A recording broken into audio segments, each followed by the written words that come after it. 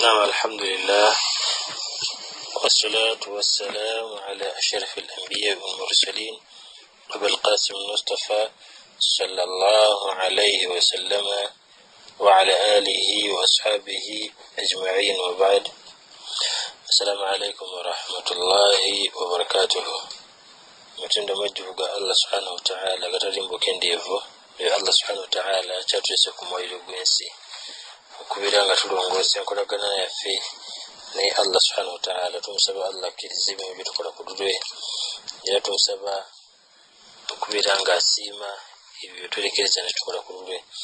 Tusaba Allah asokusasira n'emirembe ku kitibwa Nabbi Muhammad sallallahu alayhi wa sallam alladhi ja'ana bidin al-haqq liyudhhirahu ala ad-din kulli walau kariha al-mushrikun. Odo Allah nawuzana ba Allah natugenda maaso n'okujjukanya musomo gwaffe nuru taqwa wa dhulmatul ma'asi. Tetulina kwerabira nti tuli ku nsonga المطلب الرابع يكون ثمرات التقوى جتويكو إذا نغتوكو مكونسونغا يوكتانو الشيخ مياتجيدا ensonga zino 15 tugenda kukulaba ensonga 3 leero inshallah tuzimaleyo, then tudarusa fina bizieko tulabe ensonga y'omukaaga inshallah. وثمرات التقوى ibibala ebiva mu kutya Allah subhanahu wa ta'ala. Naam, ensonga 13 Sheikh nagamba nti al-muttaqun fi maq'adi sidqin 'inda Allah 'azza wa jalla. Abata Allah subhanahu wa ta'ala bagenda kubira mu bifo eby'amazima yawmul qiyamah, nga bali mu bifo by'amazima nga baludde Allah subhanahu wa ta'ala. 'Inda Allah bagenda kubeera mu bifo eby'amazima Allah byalaganyisa nga balinanye Allah. Nagamba Allah subhanahu wa ta'ala suratul qamar aya 5:55 yagamba Allah innal muttaqina fi jannatin wa nahar fi maq'adi sidqin 'inda malikin muqtadir. Mazima bati Allah subhanahu wa ta'ala bali ba mujjana enyumba y'emirembe gitumanya bulungi n'emigga nga gikolokutira wansi waayo. fi maq'adi sidqin 'inda malikin muqtadir, mu kifo eky'amazima awali omufuzi yani Allah subhanahu wa ta'ala ow'obuyinza obujjuvu. Allah ina gwali bawadde ekifo mu bifo yawmul qiyama mujjana ekulukuta wansi waayo emigga agenda kubeera n'abaddu abo mujjana. Era tukimanyi Allah bali bamaze okuwa abantu ejjana bayingira ejjana, tusaba Allah agituwe. Ne bali basazeewo okuteeka mu batadde mu muliro agenda kubuuza abantu abalibeera mu jjana nga babuuza kuba balina kye baagala bye balowoozaako. Wadde tugambe nti ayi Allah buli kimu okituwadde. Ni Allah subhanahu wa ta'ala ekirabo kyagenda kusembayo okuwa abantu b'omujjana. Abantu b'omujjana bagenda kumulabako. Tusaba Allah atuwe okumulabako yawmul qiyamah. Teri wamuli agenda kulabako Allah, wabula buli agenda okuyingira ejjana shuwaddiiru wakulabako Allah subhanahu wa ta'ala. Nekigambibwa buli muntu walibeera ali agenda kugamba kulinga kuloba nga talabangayo kyingira kisinga nga kulabako Allah subhanahu wa ta'ala. Yafooza nti ebirungi buli kimu kyetulowoozaako Allah kituwadde. Allah tumulabeko n'amaaso gaffe. Tusaba Allah subhanahu wa ta'ala atuwe okumulaba. Ate agambye nti fi maq'adi sidqin 'inda malikin muqtadir. Allah bali bamaze okuwa ejjana agambye nti bali ba mu nyumba y'emirembe n'emigga nga gikuta wansi waayo. fi maq'adi sidqin, mu bifo eky'amazima awali omufuzi 'inda malikin muqtadir, ow'obuyinza omujjuvu. Tulina kubeera na Allah subhanahu wa ta'ala. Oyaba otanga gwalinanya Allah subhanahu wa ta'ala naye nga bangi baganya okulongooza. Kakati budde ba Allah n'abazana ba Allah ebibala byokutya Allah subhanahu wa ta'ala al-maq'ad as-sidiq ebifo eby'amazima byemujjana wokka. Ensonga 14 Sheikh nagamba ati al-muttaqun athmaratu lahum taqwahum as-sayr tahta dhilli ashjar al-janna wat-tan'im bima yashtahun.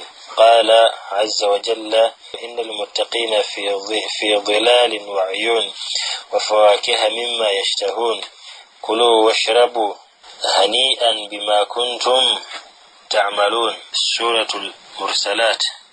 omuntu okutya Allah subhanahu wa ta'ala kugakubeera omuntu agenda kwera mu kisiikirize ebyengira byagenda okufuna abantu bagenda kufuna ebyengira mu kutya Allah subhanahu wa ta'ala ndi Allah agenda kubateeka mu kisiikirize.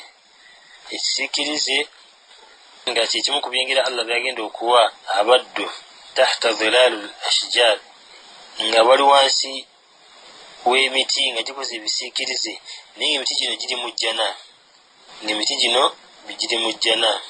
watan'amu bima yashtahun byonna bwe bagenda kubeera nga bafuna ebyo byonna byebakola ki byebaagala.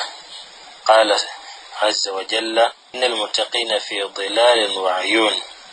Allah agambye nti innal muttaqina fi dhilalin wa ayun mazima bo abati Allah subhanahu wa ta'ala balibeera mu bituluuze ebisiikirize by'omujjana n'ensula ezikulukuta wansi waayo.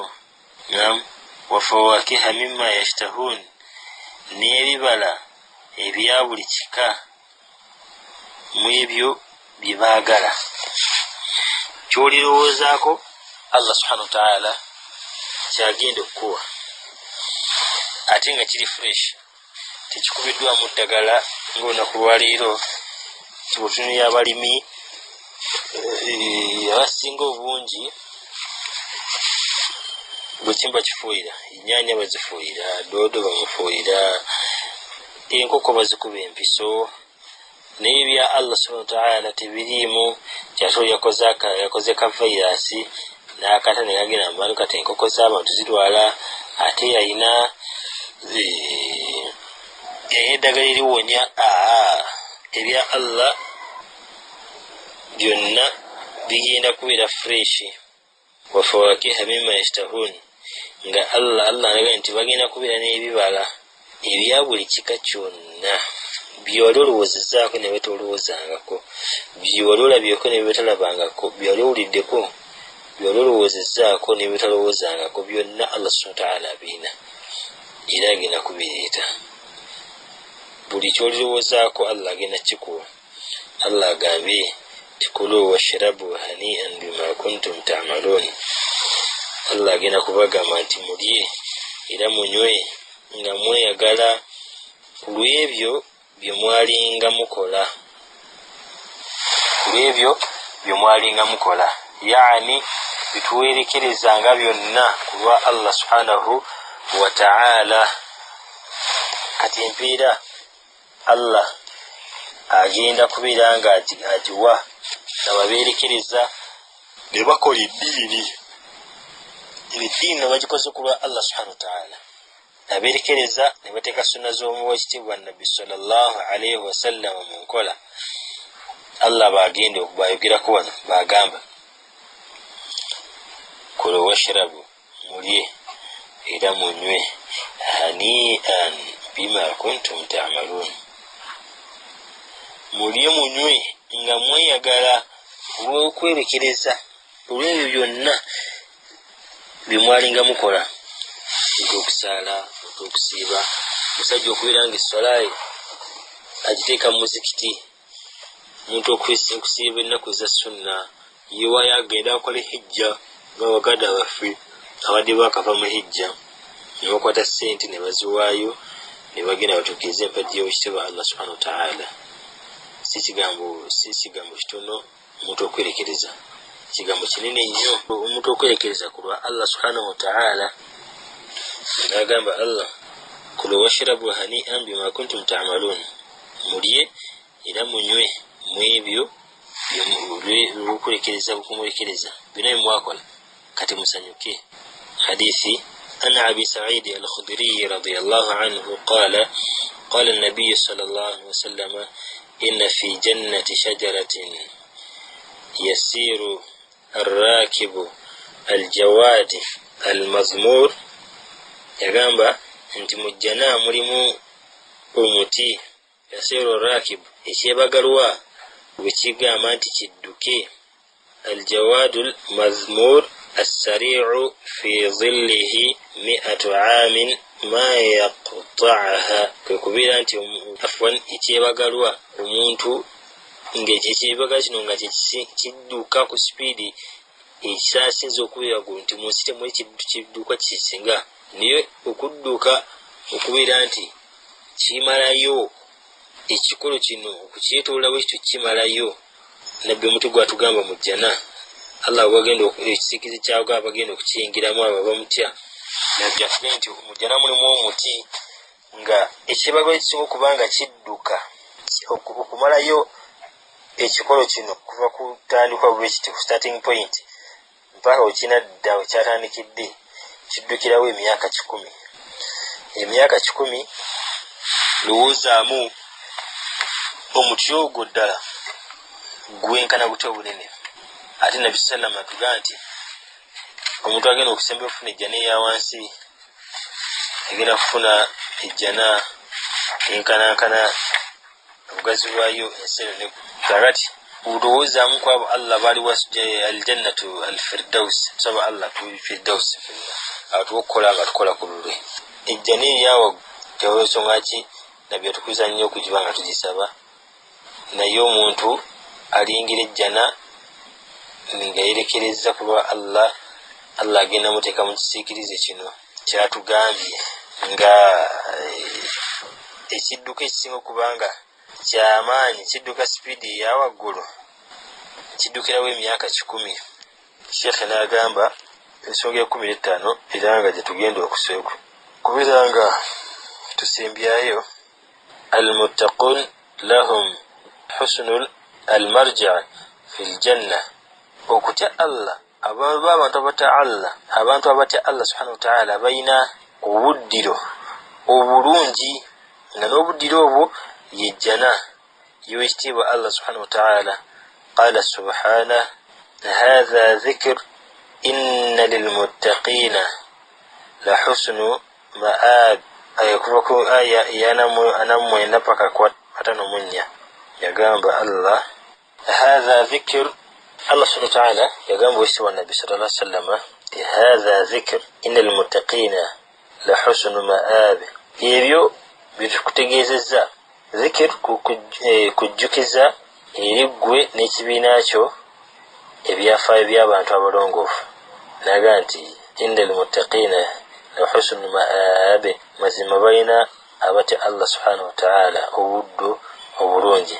Nagenda maaso nagamba nti jannatin adilin mufattahatan lahumul abwab. Tibalina ejjana ennyumba ey'emirembe ey'obutebenkero yakusigala nga emiryango gyayo gigguddwa ku lwabwe. Abatya Allah balina ejjana nga n'emiryango gyayo gigenda kusigala nga gigguddwawo ku lwabwe okutebenkera ennyumba ey'emirembe ng'ennyumba eno ejjuddemu obutebenkevu obutagambika. Allah agamba nti emiryango gyayo gijja sigala nga miggule ku lw'okwagala kwabwe. Muttakiina fiiha yad'uuna fiiha bifakihatin kathiratin wa sharab. Balibeeranga mu yo nga beesigamye mu mitto balitumyanga nga bali mu yo ebibala ebya buli ngeri n'ebyokunywa. La ilaha illallah. Weesigamye otudde mu kisofa mu mitto egigonda egy'omujjana si gino egy'oku nsi wabula egy'omujjana otuule weesigamye olatte olina abakyala Allah baali bakuwadde mu jjana nga kyolowoozaako kyoyagala ng'okitumya nga kikuleeterwa ennyumba ey'emirembe ejjuddemu obutebenkevu kati Allah kyagambye nga balitumya butumya atudde mu kisofa yeesigamye emitto gimukola masaaji gamba emitte emigonvu nga bw'ogwesigamako owulira nga gulinga gwenna ogukola masaaji. Allah gwatunyumiza abaddu bano bali bawadde ejjana bagenda kubeera nga buli kyagala akitumya atudde yeesigamye kugamba talina mbeera yonna emutaataaganya kyagambise. Ayi Allah kyerategeeza nti tugenda omuntu gwali bawadde ejjana olw'okumutya kuno Allah bino agenda kubimukolera. Wa indahum kasratu tarfi atrabe, era waliwe bali walibeerawo abakyala abakkakkamu b'amaaso, abakyala abatemera mu myaka egimu. La ilaha illallah. Abakyala Allah atugambye abakyala abakkakkamu b'amaaso si bakadde bali myaka egisanyusa buli muntu gwatunako masha Allah. Bino byonna ebirabo Allah subhanahu wa ta'ala abiteekedde abantu abamutya. Tusaba Allah atukulongoosa ateekemu abamutya yaumul qiyamah tusisinkane ebisuubizo bya Allah subhanahu wa ta'ala. Kakati abaddu ba Allah n'abazaala ba Allah tulina kulongoosa ebigambo bino lwaki babitusomesa kubeera nga twejjukanya eddiini ya Allah tuteeke mu nkola esanyusa Allah subhanahu wa ta'ala. Omuntu yerekereze ezambi lyagenda okukola ku lw'okutya Allah subhanahu wa ta'ala.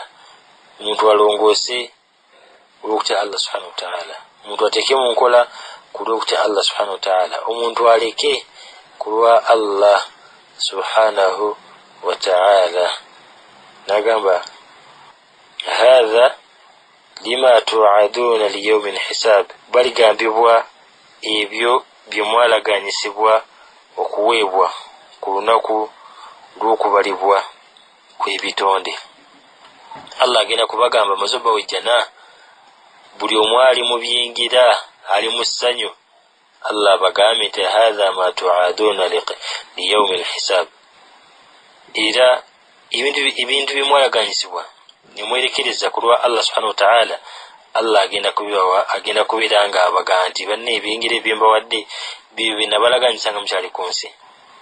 Inna hadha la rizquna ma lahu min nafad, mazima ebyo bibigabwa byaffe bitulibawa abalongoosa ebitali byakuggwaawo.